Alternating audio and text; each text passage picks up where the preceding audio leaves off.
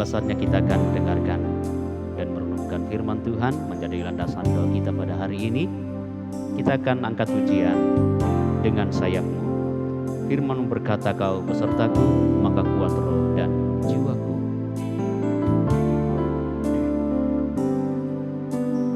Firman-Mu berkata, kau besertaku, maka kuat roh dan jiwaku. Tangan-Mu Tuhan selalu ku nantikan, di setiap langkahku percaya, dengan sayap-Mu ku akan terbang tinggi di tengah badai hidup. Ku tak menyerah, kau kekuatan dan perlindungan bagiku, pertolonganku di tempat maha tinggi. Ku mengangkat tanganku, aku berserah, kau ku nantikan, kau yang ku sembah, Yesusku, Rajaku. Dengan sayap-Mu ku akan terbang tinggi, dengan sayap-Mu ku akan terbang tinggi di tengah badai hidup. Ku tak menyerah, kau kekuatan dan perlindungan bagiku, pertolonganku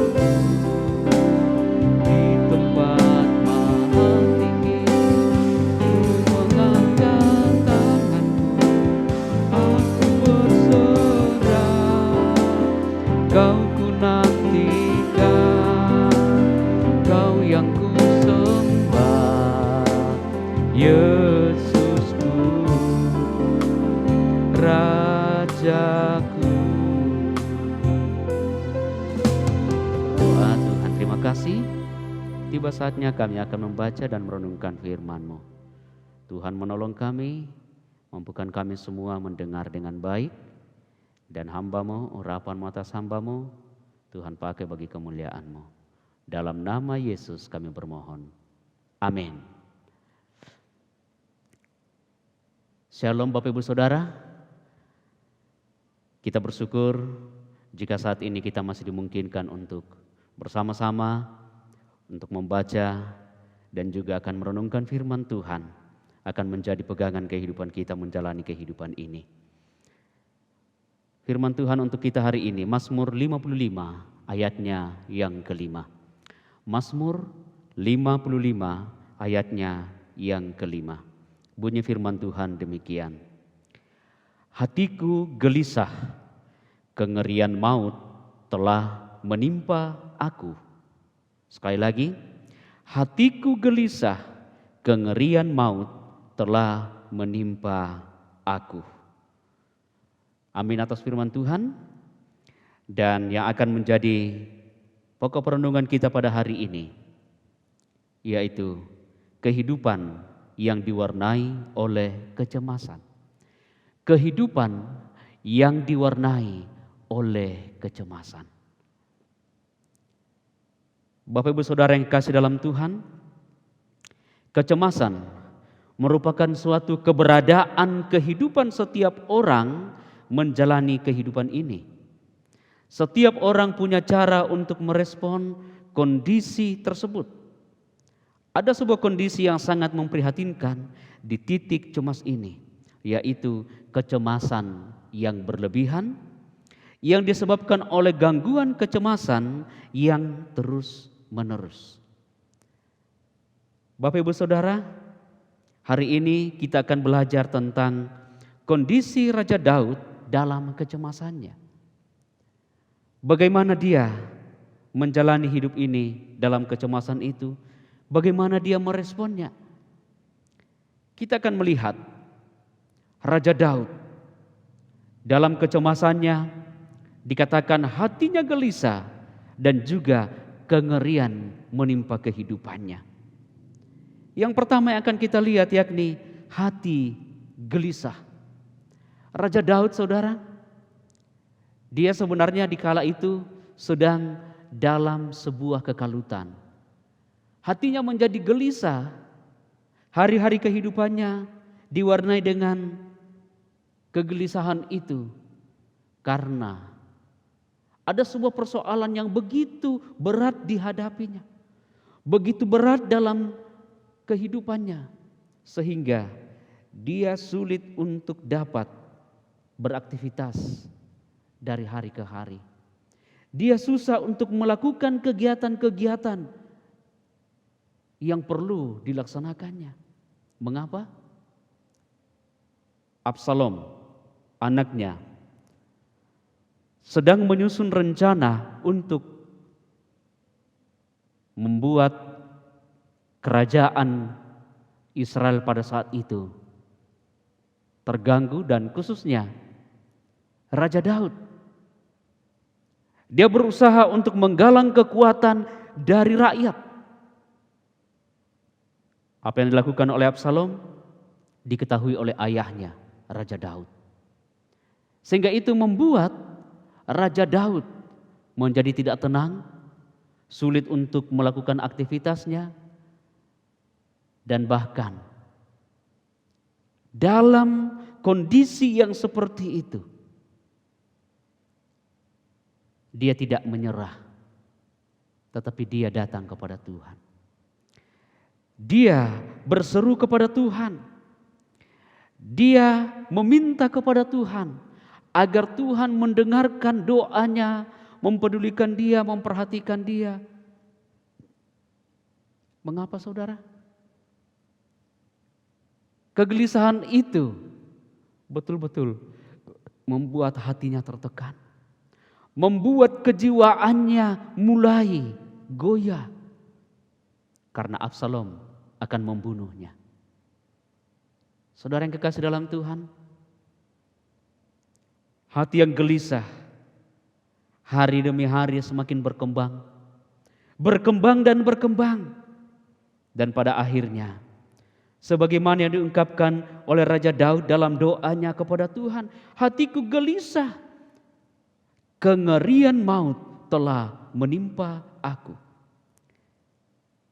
Selain hatinya gelisah, saudara, kengerian maut juga menimpanya.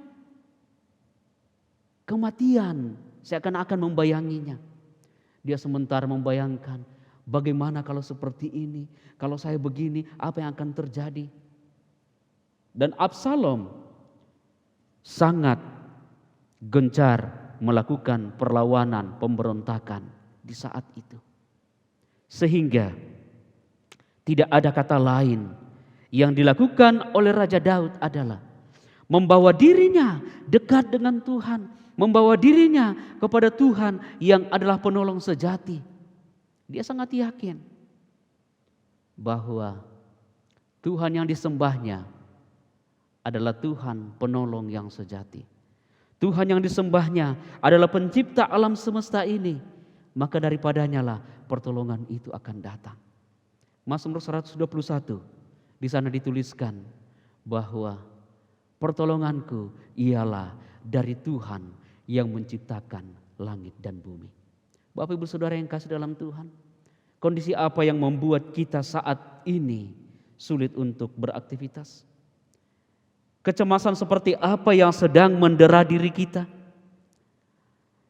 Kehidupan saya dan saudara mungkin saat ini diwarnai oleh kecemasan yang berbeda-beda satu dengan yang lain. Tetapi ingat, Tuhan kita adalah Tuhan yang senantiasa mempedulikan kita.